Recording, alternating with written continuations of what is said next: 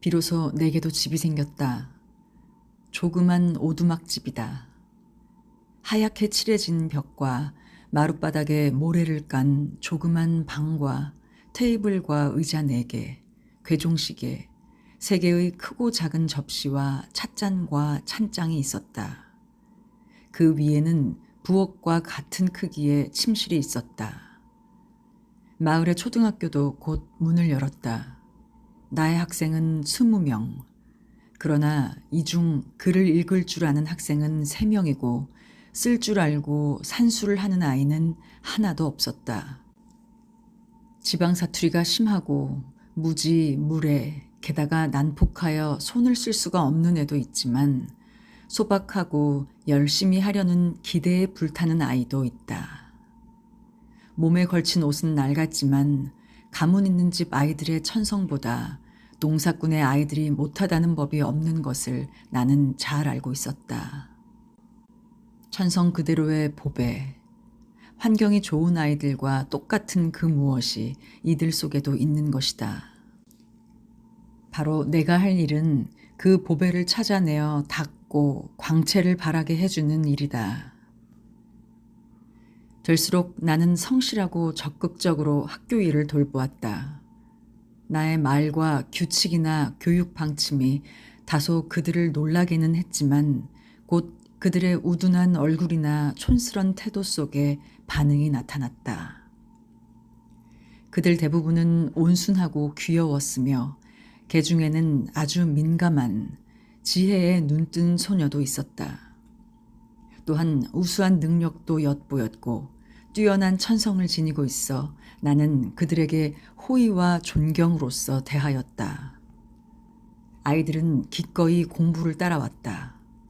단정한 몸차림으로 규칙에 벗어나지도 않았다. 그들의 진보는 놀라워서 나는 행복에 겨웁기까지 했다. 또한 우수한 아이들은 나를 잘 따랐고 나도 그들을 사랑했다.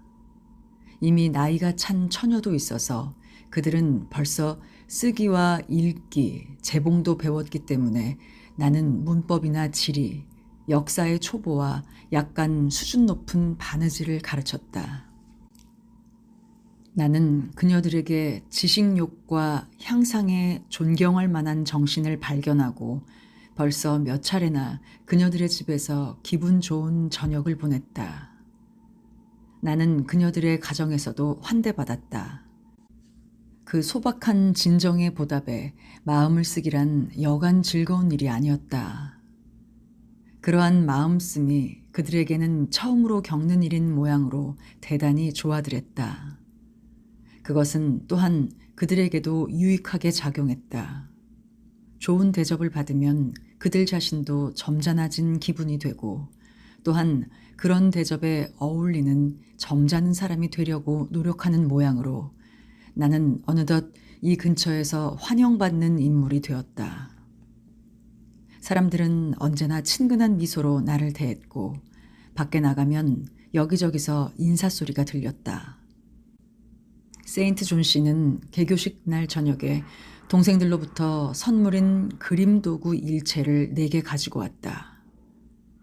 그때 나는 세상에서 보기 드문 마치 하나의 환영가도 같은 아름다운 여성을 보았다. 리버즈 씨의 바로 옆에 젊고 아리따운 아가씨가 저물어가는 황혼역의 하늘을 배경으로 걸어오고 있었다. 복스러운 그러면서도 세련된 그녀는 리버즈의 애견인 카로의 머리를 쓰다듬고 있다고 베일을 뒤로 젖히면서 얼굴을 들었는데 실로 꽃다운 얼굴이었다. 알비온의 온화한 풍토가 빚어낸 그지없이 아름다운 용모란 이것일까? 무한한 매력, 탓할 곳이 없다. 그 아가씨는 단아하고도 섬세한 용모를 하고 있었다. 마치 그린 것처럼 크고 까만 눈에 깊은 그늘을 주는 속눈썹. 눈썹은 선명했으며 매끄러운 흰 이마에 뺨은 계란형으로 이상적인 미란 것은 모두 그녀에게 감춰져 있는 듯했다. 그 기막힌 예술품에 나는 감탄하고 또 찬미했다. 그녀도 역시 자연의 창조물인 것이다. 로자몬드 올리버 양입니다. 하고 세인트 존 씨가 말했다. 리버즈 선생님이 학교를 열고 또 여자 선생님이 오셨다는 얘기를 아버지가 하시더군요. 그래서 만나보려고 온 거예요. 무튼이 마음에 드실까요? 그녀의 말투나 태도에는 아직 어린 티가 배어 있었다. 그러나 선의에 찬 소박함이 있었다. 자연의 미와 재력을 겸비한 여성. 그녀에겐 어떤 행운의 별이 따르고 있는 걸까? 좋아질 것 같아요. 그럴 만한 이유도 있고요. 아이들은 생각하신 만큼 열심인가요? 네, 물론이죠. 하녀 앨리스 우드는요? 내 말을 잘 따라주어서 제게 큰 도움이 되고 있습니다. 저도 가끔 와서 선생님을 도와드리겠어요. 하고 그녀는 덧붙였다. 이따금 방문하는 것은 내게 기분 전환이 될 거예요. 나는 변화 있는 생활을 좋아하니까요.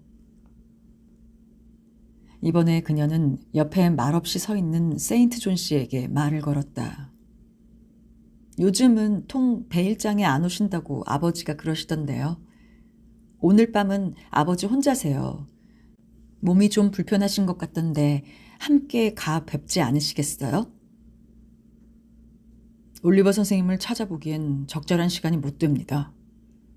하고 세인트 존 씨가 대답했다. 적절한 시간이 못 된다고요? 지금이야말로 아버지는 말동무가 있었으면 하실 텐데요. 공장 문이 닫히면 아버지는 볼 일도 없어요.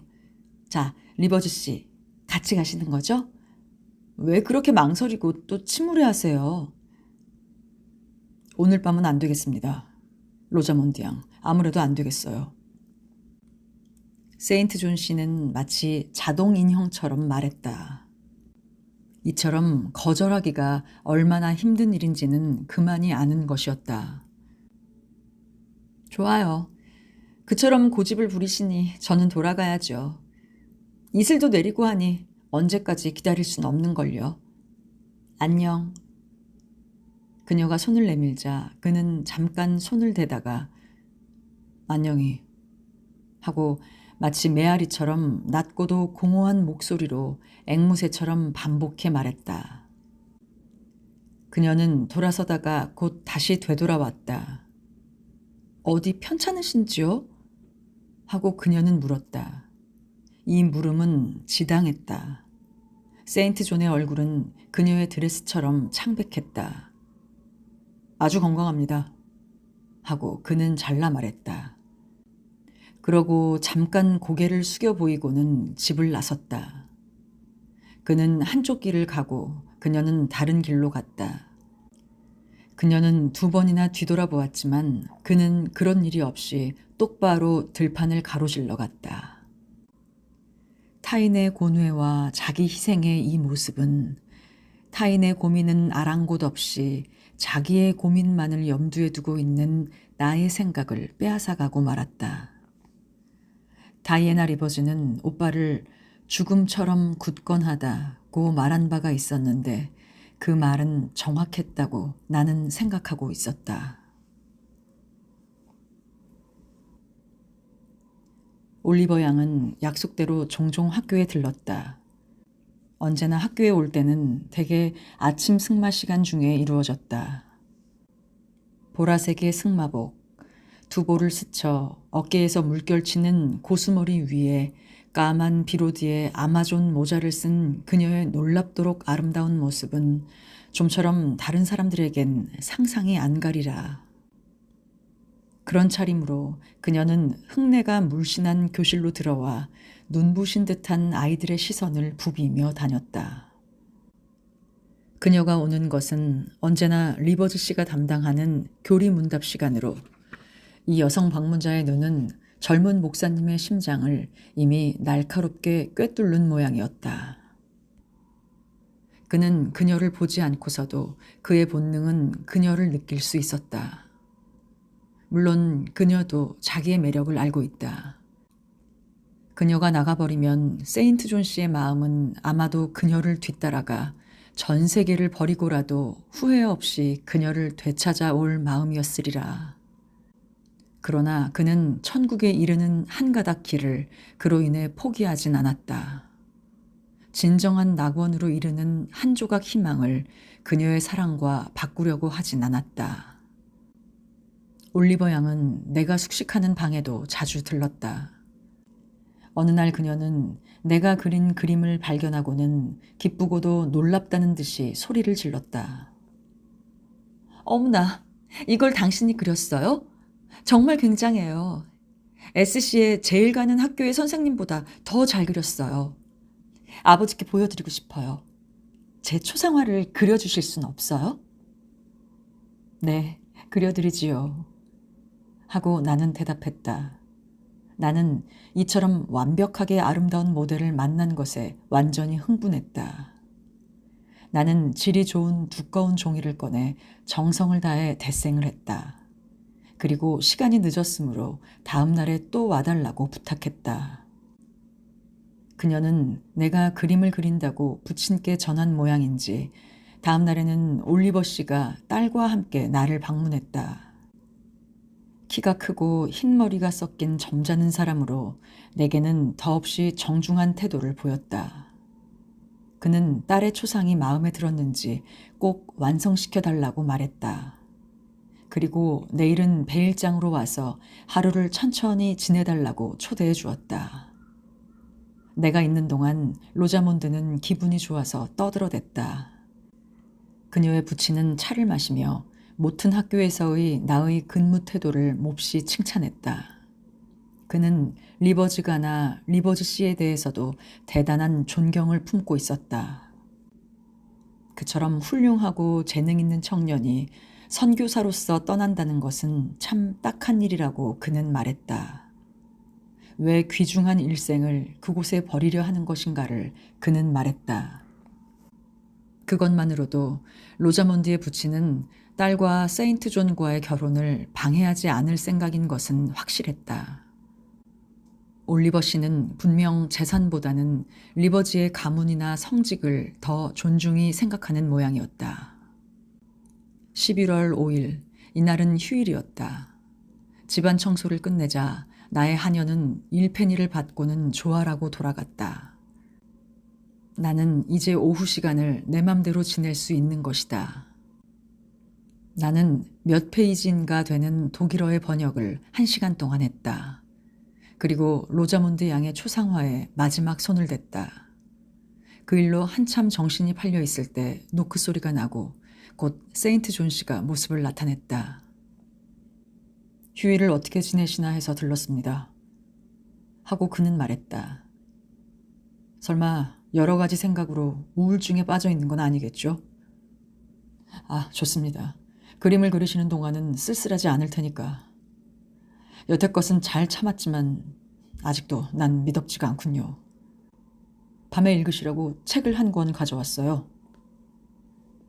그는 한 권의 시집을 테이블 위에 놓았다. 나는 그가 가져온 마미온에 정신이 팔렸다. 세인트 존 씨는 허리를 굽히면서 나의 그림을 보았다. 그러자 그의 큰 키가 놀라움으로 해서 뒤로 휘었다. 그는 입을 다물었다. 나는 그를 쳐다보았다. 그는 나의 시선을 피했지만 나는 그의 가슴속을 알았다. 분명히 그때만은 일시적이나마 내 편이 그보다 나은 위치에 있었다. 나는 그 순간 될 수 있으면 그를 돕고 있었다. 이 초상화 어때요? 닮았나요? 하고 나는 주저없이 물었다. 닮다니요? 누굴 말입니까? 난 잘 보지 않아서. 아니에요. 잘 보셨어요. 내가 갑자기 대담하게 말했기 때문에 그는 더욱 놀라 자빠질 정도였다. 나는 다시 말했다. 목사님은 꽤 찬찬히 보셨어요. 못하면 한 번 더 보세요. 나는 일어나서 그림을 건넸다. 참 잘 그렸어요. 하고 그는 말했다. 매우 부드럽고 맑은 색채예요. 대생도 퍽 아름답고 정확하군요. 네, 말씀하신 대로예요. 그런데 닮지 않았어요? 누군가를? 잠시 주저하다가 마침내 그는 말했다. 올리버 양 말입니까? 물론이에요. 잘 맞히신 상으로 이것과 똑같은 것을 한 장 드릴까요? 갖고 싶으시다면 곧 착수해 보겠어요. 하지만 목사님께서 부질없는 짓이라고 여기신다면 저도 시간과 정력을 소비하고 싶진 않아요. 그는 말없이 그 그림을 응시했다. 그럴수록 그는 그 그림을 갖고 싶은 욕망이 강해지는 모양이었다. 똑같아. 하고 그는 중얼거렸다. 눈이 살았어. 색채도 표정도 모두가. 미소 짓고 있군. 확실히 로자몬드는 그를 좋아하고 있으며 그녀의 부친도 이들의 결합에 의의는 없다. 그것을 아는 만큼 나는 세인트 존 씨만큼은 필사적이 못 되더라도 두 사람의 결혼을 추진시키는데 전혀 무관심할 수는 없었다. 그가 만약 올리버 씨의 재산을 상속받는다면 굳이 먼 나라로 가서 재능을 썩힐 필요도 없다. 그 재산을 이용해 여기서 얼마든지 사회사업을 벌일 수 있기 때문이다.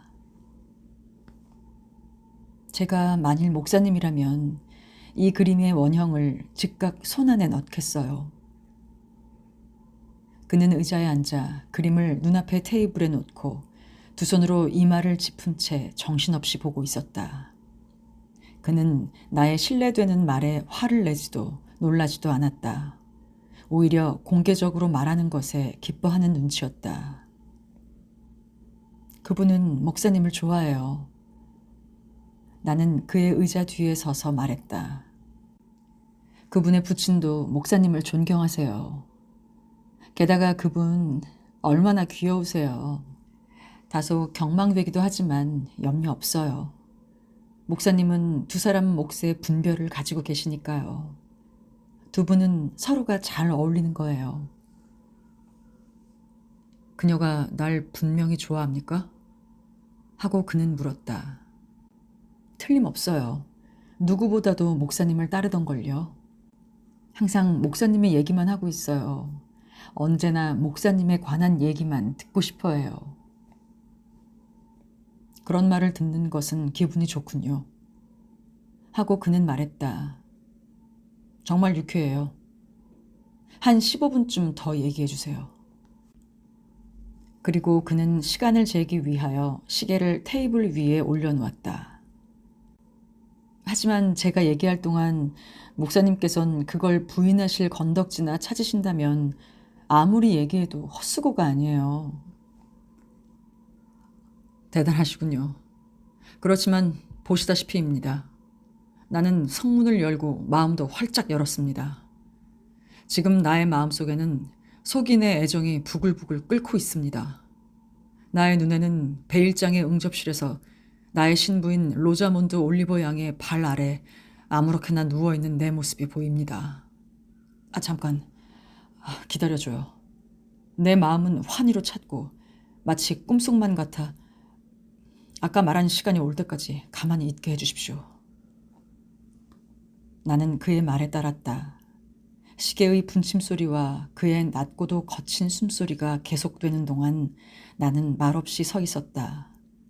이윽고 15분이 지나자 그는 시계를 들고 그림은 밑에 놓은 후 일어서서 난로가로 갔다. 그런데 하고 그는 말했다. 창란과 망상의 짧은 시간은 지났습니다. 베개는 불꽃처럼 타고 화환 속엔 독사가 있습니다. 술은 혀끝을 마비시키는 향락의 맛.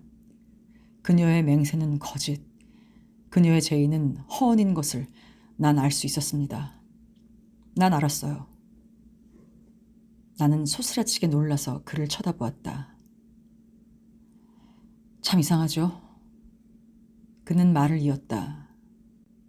나는 이처럼 열중했고 첫사랑의 격정에 깊이 말려 그녀를 사랑하는데도 동시에 나는 분명히 의식하고 있어요.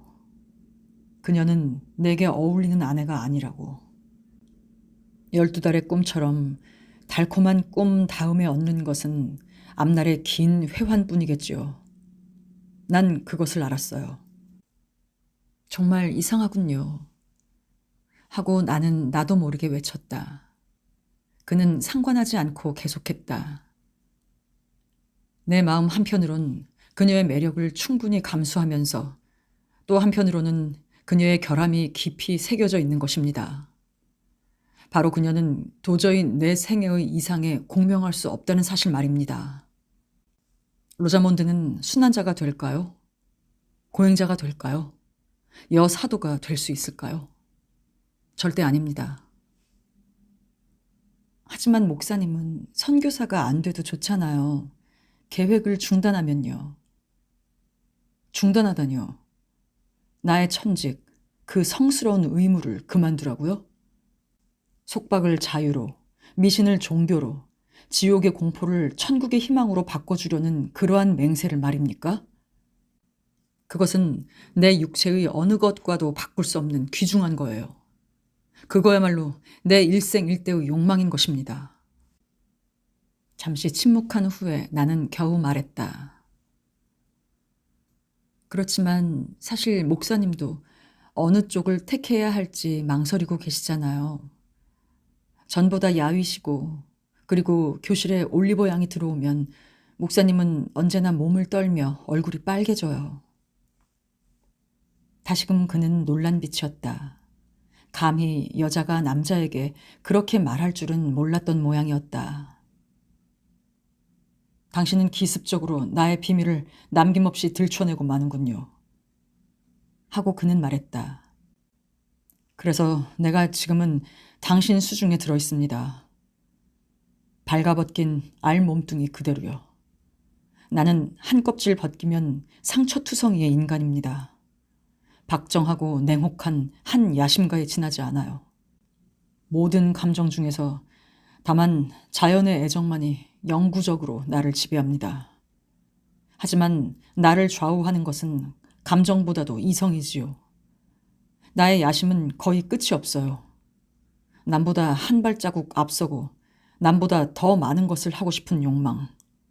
나는 인내와 불굴, 근면, 재능을 존중해요. 그것은 인간이 위대한 목표를 향해 전진할 수단이니까. 또한 나는 당신의 생존의 진로를 매우 흥미깊게 보고 있습니다. 당신은 근면한, 질서를 사랑하는 적극적인 여성의 전형이라고 생각되기 때문입니다. 여태까지 당신이 걸어온 길에 동정을 하는 건 절대 아닙니다. 목사님은 자신을 이교도의 철학자처럼 표현하시는군요. 아니에요. 내겐 신앙이 있고 난 복음을 믿죠. 또 그만큼의 나와 이교도의 철학자 사이에 있는 셈이지요. 하고 그는 계속 말했다. 1년 전 나는 형언할 수 없는 불행으로 고통스러웠습니다. 목사직을 택한 내 자신의 회의를 느꼈었습니다. 나는 목사가 아닌 직업, 정치가를 동경했고 군인의 명예에 마음이 끌렸고 명성에 눈멀어 권력에 아첨하는 속인 근성이 나라는 부목사의 하얀 법위 아래서 물결치고 있었습니다. 그때 나는 이 생활을 벗어나고 싶다. 어떻게도 바꾸지 못할 바엔 차라리 죽으려고 생각했습니다. 이윽고 암흑 같은 싸움 속에서 한 가닥 빛이 보이고 비로소 나는 구원받았습니다. 나는 마침내 선교사가 되기로 결심한 것입니다. 그 결심 이후에 나의 마음은 돌변해서 자연 발생적인 사랑의 발화로부터 박애라는 울창한 밀림을 육성했습니다. 왜소한 자신을 위해 권력과 명예를 바라는 욕망으로부터 주의 왕국을 넓히는 야심. 십자가의 깃발 밑에 승리를 바라는 야심을 종교는 형성한 것입니다. 그는 말을 마치고 테이블 위에 놓인 모자를 집어들며 다시 한번 초상화를 보았다. 이 순수한 아름다움. 하고 그는 중얼거렸다. 이 세상에 장미란 이 사람을 가리키는 것이다. 이것을 목사님께도 한 장 드릴까요? 필요 없어요. 그게 무슨 소용이 됩니까? 그는 그림 위에 화면을 더럽히지 않으려고 손밑에 깔고 그러고는 얇은 종이를 덮었다. 그 하얀 종이 위에서 새삼 그의 시선을 사로잡은 게 무엇인지 난 알지 못한다. 그러나 그의 시선은 거기에 끌려들어 느닷없이 그것을 들어 세밀히 들여다보았다. 그러고는 이해할 수 없다는 듯한 의아한 얼굴로 나를 돌아다보았다. 번개처럼 빠르게 그의 시선은 내 얼굴이며 몸 구석구석을 훑어 지나갔다. 그의 입술은 말을 하려는 듯 보였으나 그는 그것을 삼켰고 난 마침내 그 의도를 물었다. 왜 그러세요? 아니, 아무 일도 아닙니다. 짧은 대답과 함께 그가 얇은 종이를 원 위치로 돌려놓으면서 그 끝을 아주 조금 찢어 장갑 속에 넣는 것을 나는 보았다. 그는 급하게 눈인사를 보내고는 안녕히 계세요 하고 사라져갔다. 나는 종이를 살펴보았다. 그러나 색깔을 알아보기 위해서 붓으로 여기저기 물감을 묻혀 놓았을 뿐 아무 곳에도 이상한 구석은 보이지 않았다. 나는 이 이상스런 행동에 대해서 잠시 생각해 보았으나 도무지 알 수가 없었다. 그리고 별로 중요치 않을 것 같아 신경 쓰지 않고 금세 잊어버렸다. 세인트 존 씨가 돌아갈 때부터 눈이 계속해서 왔다. 밤새 눈보라가 휘몰아치더니 다음 날엔 눈과 함께 살을 에이는 듯한 지독한 바람이 앞을 가로막았다. 저녁까지 계속된 눈 때문에 골짜기엔 사람도 다닐 수 없었다. 나는 덧문을 내리고 밖에서부터 눈이 들이치지 못하도록 가만히로 막고는 마구 불을 지폈다. 그러고는 모든 소리를 삼켜버리는 폭풍에 귀 기울이면서 1시간 동안 난로가에 앉아 있었다.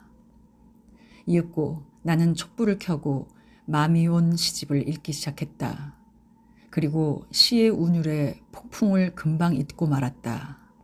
뭔가 소리가 났다. 바람에 문이 흔들린다고 나는 생각했다. 그러나 빗장이 벗겨지고 울부짖은 어두운 눈보라 속에서 뛰어들어온 것은 세인트 존 리버지였다. 커다란 그의 몸을 감싼 외투는 고드름처럼 하얗게 되어 있었다. 이런 밤, 더군다나 길이 막힌 골짜기를 더듬어 누가 찾아오리라고 나는 상상도 못했다. 어머나, 무슨 일이라도 생겼나요? 웬일이세요? 하고 나는 물었다. 아니, 아무 일도 없습니다. 꽤 놀라시는군요, 제인. 하고 그는 대답했다. 그는 외투를 벗고 걷어찬 가마니를 제자리에 돌려놓은 후 발에 덮인 눈을 털었다. 깨끗한 마루를 더럽혔죠. 오늘 밤만은 용서하십시오. 하고 그는 말하며 불 곁으로 다가왔다. 여기까지 오느라 혼났습니다. 눈이 허리까지 쌓였더군요. 다행히 눈이 부드러웠지만.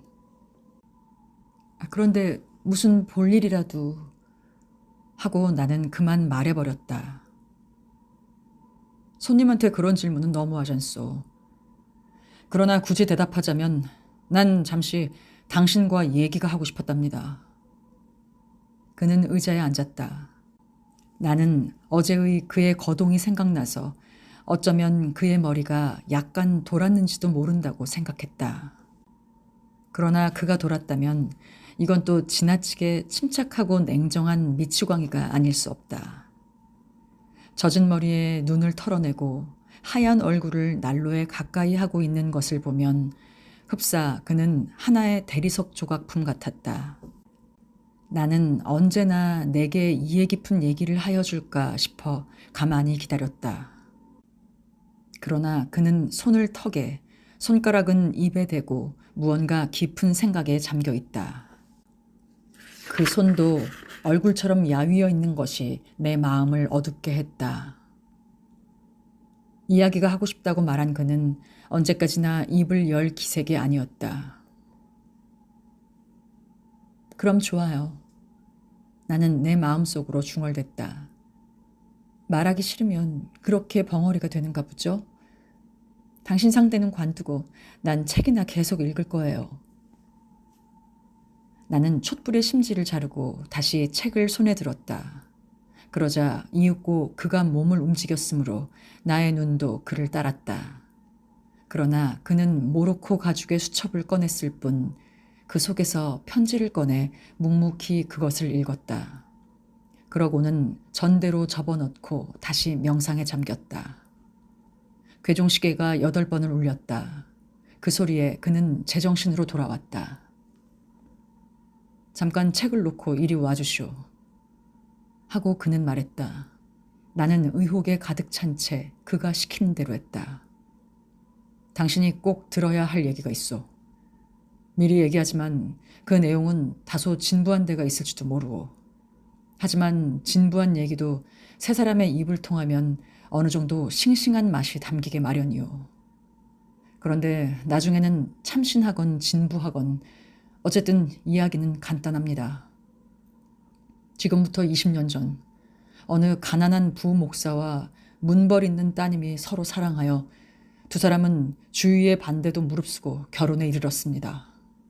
그로부터 1년이 채 못 되어 이 철없는 부부는 둘 다 죽어버리고 뒤에 딸아이를 하나 남겨놓았습니다.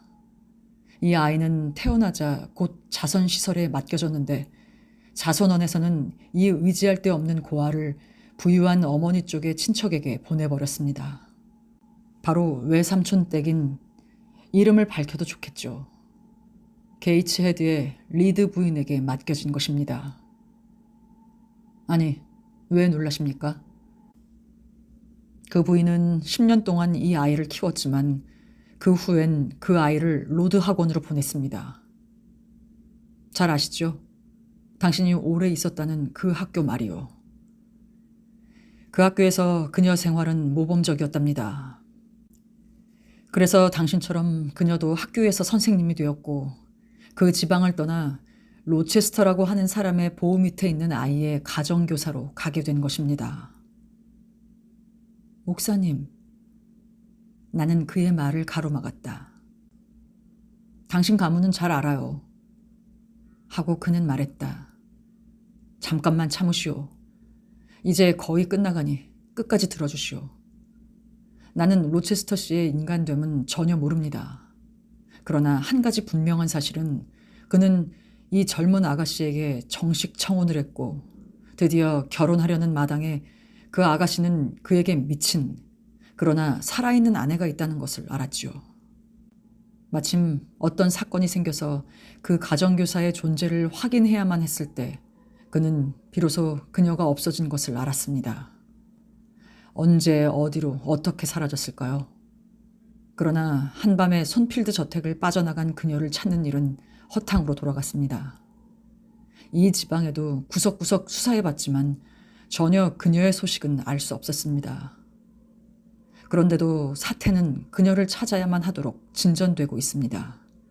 모든 신문에 광고가 나고 내게도 브리그즈라는 변호사로부터 상세한 내용이 담긴 편지가 와 있습니다. 참 이상스러운 얘기죠? 그럼 한 가지만 가르쳐 주세요. 하고 나는 말했다. 그토록 잘 아시니 반드시 제게 가르쳐 주실 수 있을 거예요. 로체스터 씨는요? 어디서 어떻게 하고 계신가요? 그분은 안녕히 계신가요? 전 로체스터 씨에 대해서 전혀 몰라요.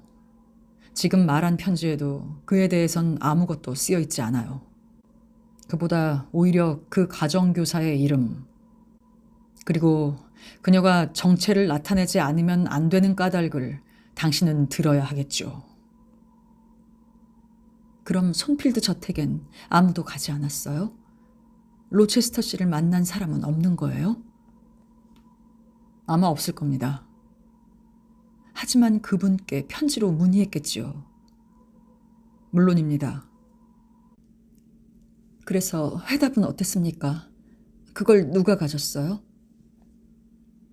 브리그즈 씨에 의하면 그 편지는 부인의 필적으로 앨리스 페어팩스로 서명되어 있었습니다. 나는 등골이 오싹해지고 가슴이 마구 떨려왔다. 그렇다면 내가 제일 두려워했던 일이 의심할 여지도 없이 일어난 것이다. 그는 대륙의 어딘가로 고삐 끊어진 절망의 말에 매어져 헤매어 다니는 것일 게다. 극심한 고통에서 헤어날 마취제로서 그는 무엇을 구할까? 나는 차마 그 대답을 할 용기는 없었다. 가엾은 나의 주인님. 세인트 존이 말했다. 당신 입으로 그 가정교사의 이름을 대지 않으니 이젠 내 입으로 말하는 수밖에 없겠군요. 잠깐만. 여기 있습니다. 그리고 다시금 아까의 수첩을 꺼내어 조심스레 펼쳤다. 그 사이에서 급하게 찢기운 종이 조각이 나왔다. 나는 그 종이의 종류와 하늘색, 주홍색 등등의 물감 무늬로서 그것이 곧 뜯어낸 그 초상화의 커버인 것을 알았다. 그는 일어나서 그것을 내 눈앞에 내밀었다. 분명한 내 필적으로 제이네어라는 이름이 인디언 잉크로 쓰여져 있었다. 아마도 그림에 정신이 팔려 내가 무심히 적었던 것이리라. 브리그즈 씨는 내게 제이네어라는 사람에 관해 편지를 보내왔습니다. 하고 그는 말했다. 당신은 이제 거짓은 버리고 당신 이름을 시인하겠지요? 네. 하지만 브리그즈 씨는 어디 계세요? 목사님보다도 로체스터 씨 일을 더 잘 알고 있을 거예요. 그는 런던에 있습니다. 그가 로체스터 씨의 일을 알고 있는지 어쩐지는 나는 모르겠어요. 그가 관심을 가지고 있는 것은 그런 게 아니니까요. 당신은 딴 곳으로만 흘러가서 본 이야기는 잊고 있군요. 브리그즈가 왜 당신을 찾는지, 무슨 용무가 있는지 당신은 알고 싶지 않은가요? 그래요. 무슨 일 때문인가요? 당신의 아저씨인 마데이라의 에어 씨가 돌아가셨다는 것. 그가 전 재산을 당신에게 넘겼기 때문에 이제 당신은 부자가 되었다는 것을 알려주려는 거지요. 그뿐 다른 일은 없습니다. 제가 부자가 되었다고요? 네, 당신은 부자입니다. 막대한 재산의 상속자가 됐어요. 두 사람은 잠시 침묵에 빠졌다. 지금 새로운 카드가 한 장 젖혀졌다. 빈곤의 최하 바닥으로부터 부유의 절정으로 올라선다는 것은 정말 멋진 일이다. 정말 훤해질 만큼. 뿐만 아니다. 말로만 들었던 나의 오직 하나인 육신은 죽어버렸다. 내게도 아저씨가 있다는 얘기를 들은 후 나는 언젠가는 그를 만난다는 기대를 품고 있었다. 그러나 그것은 허망한 꿈이 되었다. 대신에 재산이 내게 남겨졌다. 이 얼마나 기적 같은 은혜인가. 자립할 수 있다는 것은 무엇보다도 좋은 일이다. 이 희망은 내 가슴을 부풀어 오르게 했다. 겨우 양미간이 펴졌군요. 이번엔 당신의 재산이 얼마나 되는지를 물어야죠. 얼마나 되는데요? 아마 2만 파운드라고 하죠. 뭐 대단하진 않습니다. 2만 파운드라고요?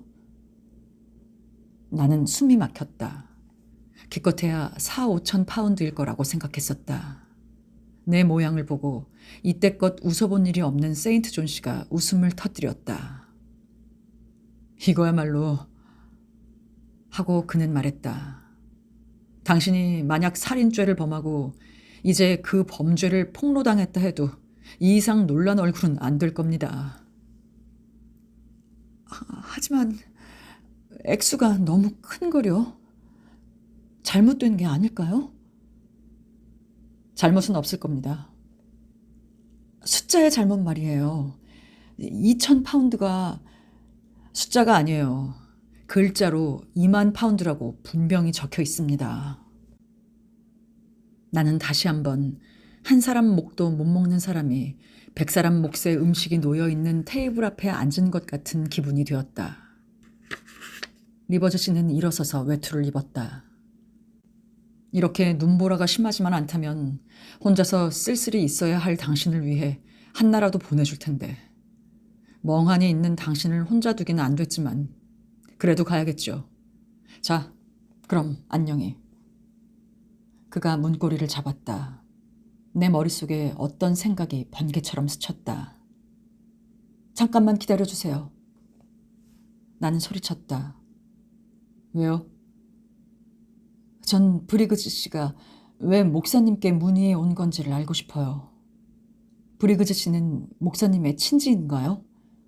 어떻게 시골 목사님에게 그런 것을 부탁했을까요? 하지만 난 목사예요. 그는 말했다. 때로는 묘한 일에 관계하는 목사라는 직업이죠. 다시 한번 빗장 소리가 났다. 아니에요. 그걸로는 납득할 수가 없어요. 하고 나는 외쳤다. 사실 그 석연찮은 변명은 나를 납득시키기보다는 오히려 호기심 어린 무언가가 담겨 있었다. 이 얘기에서 제일 이상한 것이 바로 그 점이에요. 하고 나는 덧붙였다. 그걸 솔직히 얘기해 주세요. 후에 내가 기회를 봐서 안 돼요. 오늘 밤 지금 해주세요.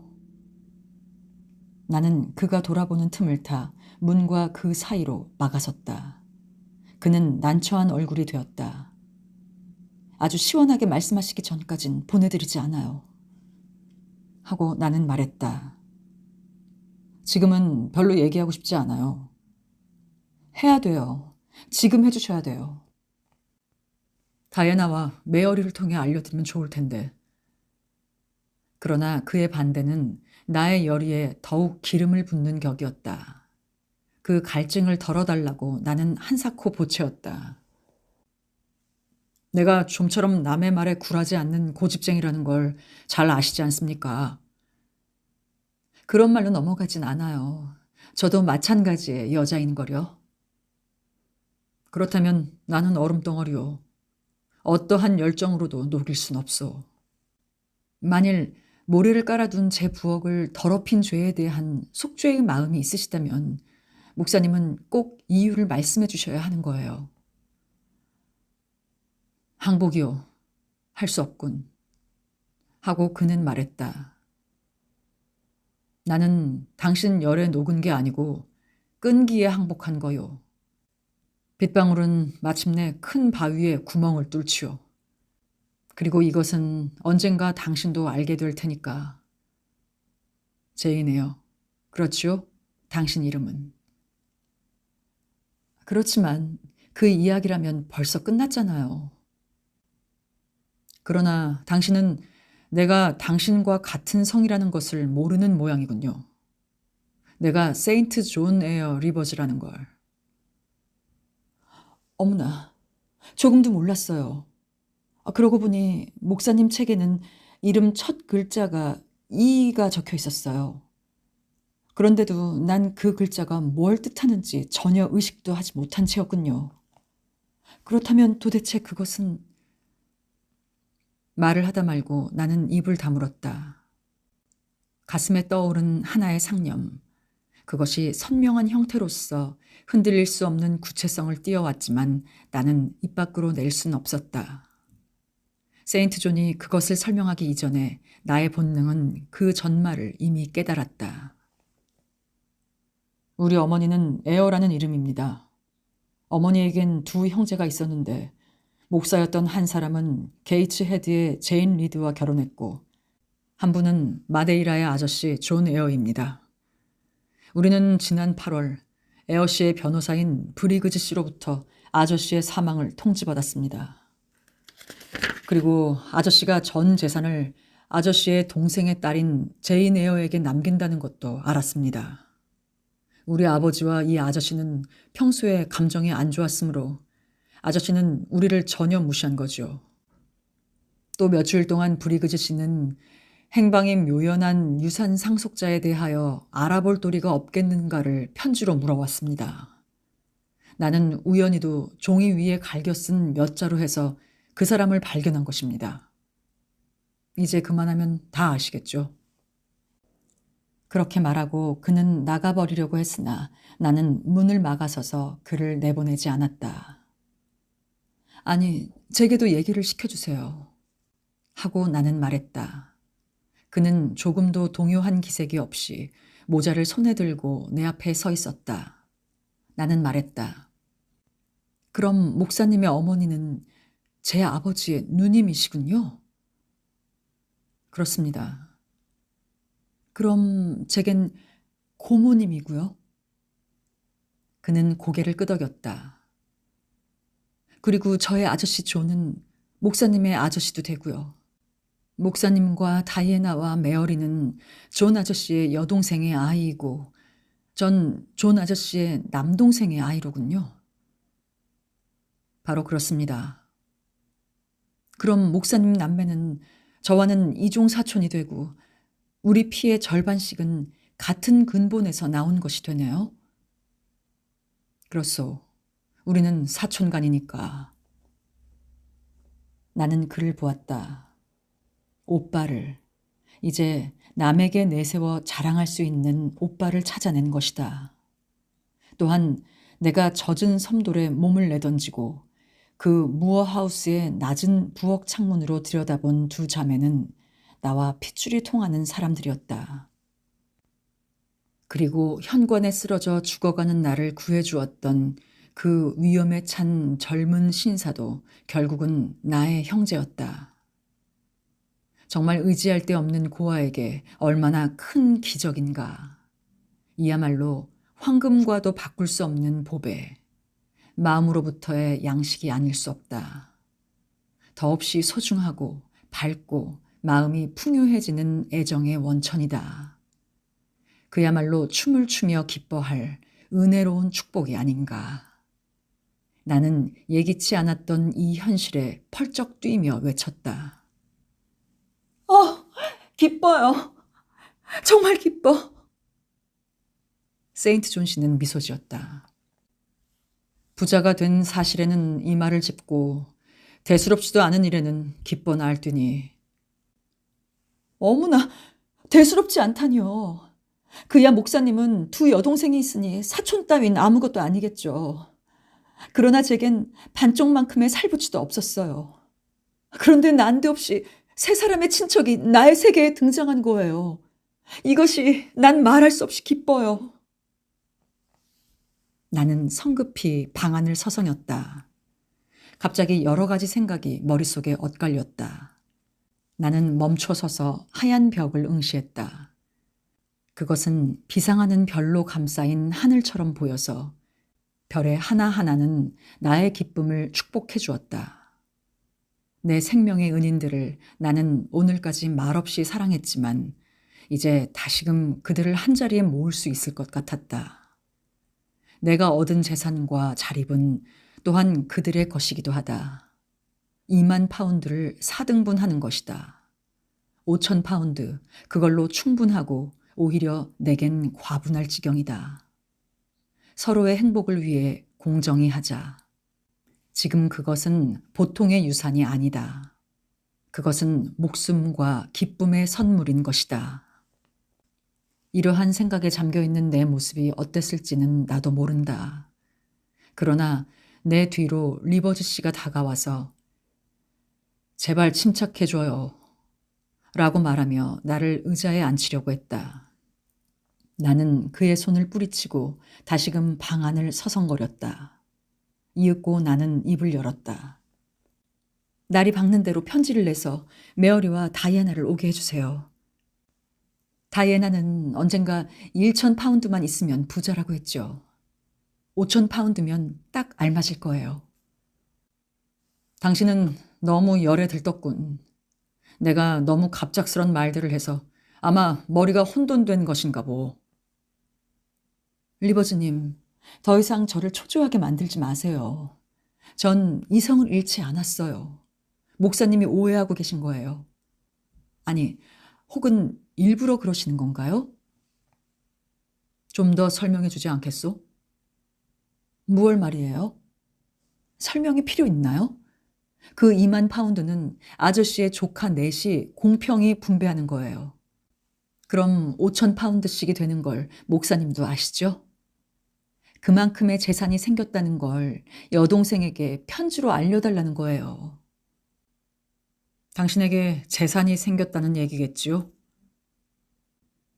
전 욕심꾸러기가 아니에요. 악마처럼 은혜를 모르지도 않아요. 그리고 이젠 저도 가정과 가족을 가질 거예요. 전 무어하우스가 좋아요. 그래서 그곳에서 살 생각입니다. 게다가 사랑하는 다이애나와 메어리, 나는 이 사람들과 평생을 같이 살겠어요. 사실 2만 파운드는 법률상으로는 저의 소유겠지요. 그러나 정당하게 하기 위해 난 이 방법을 택한 거예요. 말하자면 저의 절대적인 여분을 가져달라는 것. 더 길게 말할 것 없이 찬성하세요. 부탁이에요. 난 이미 결정했으니까요. 당신은 흥분해서 그렇게 말하고 있는 것입니다. 그것이 본심인지 어쩐지는 며칠 더 생각해 봐야 알겠지요.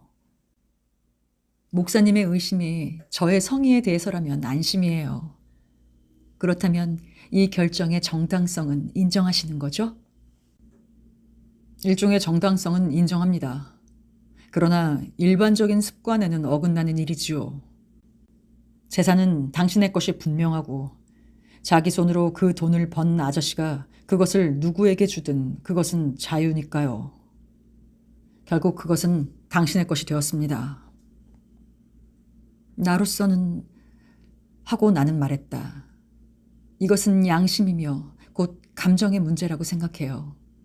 저의 감정에 맡기고 따라주세요. 지금은 그렇게 생각할지도 모르죠. 하고 세인트 존 씨는 말했다. 당신은 재산을 갖는 것이 어떤 것인지를 통 모르니 말이오. 2만 파운드는 엄청난 거죠. 그로해서 어떤 사회적 지위가 약속될지도 모르고 또 장래에 어떤 운명이 전개될지도 모르죠. 거기까지는 당신도 생각지 못했겠죠. 게다가 그렇다면 목사님은 하고 나는 말을 막았다. 제가 가지고 있는 동기간에 대한 애정을 거부하려는 건가요? 여동생으로서 받아들이고 그렇게 인정하길 꺼리시는 거예요? 제인, 나는 기꺼이 당신의 오빠가 되겠습니다. 동생들도 언니가 되어줄 것입니다. 당신의 정당한 권리를 침해하지 않는 조건에서. 오빠라고요? 내게서 백리나 저만큼 계신 오빠, 언니요? 남들과 땀을 흘려 일하고 있는 언니. 동생인 나는 부자이고 그것도 제 손으로 번 것도 아니에요. 가질 자격도 없는 나란 소유자의 주머니엔 황금이 가득하고 당신들은 무일푼에 가난 그야말로 대단한 평등과 형제 애로군요. 어쩌면 그리 부러운 애정일까요? 하지만 제인, 당신이 원하는 그 가족적인 애정, 가정의 행복은 다른 길로도 얻을 수 있습니다. 결혼하는 거죠. 결혼이요? 당치도 않은 말씀이세요. 저는 결혼하지 않아요. 적어도 사랑 때문에 나와 결혼할 사람은 아무도 없어요. 나는 자신을 금전의 투기 대상으로 삼고 싶지 않아요. 핏줄이 통하고 깊은 공감을 가질 수 있는 사람과 근접해 살고 싶어요. 다시 한번 저의 오빠가 되어주신다고 말씀해 주세요. 그 말을 들으면 기쁘고 행복해지는 것 같아요. 다시 한번 그렇게 말씀해 주세요. 나는 자신 있게 말하리다. 나는 여태껏 동생들에게 사랑으로 대해왔소. 그만한 가치가 있는 동생들에 대한 존경, 동생들의 재능에 대한 찬미의 마음으로 둘을 사랑했소.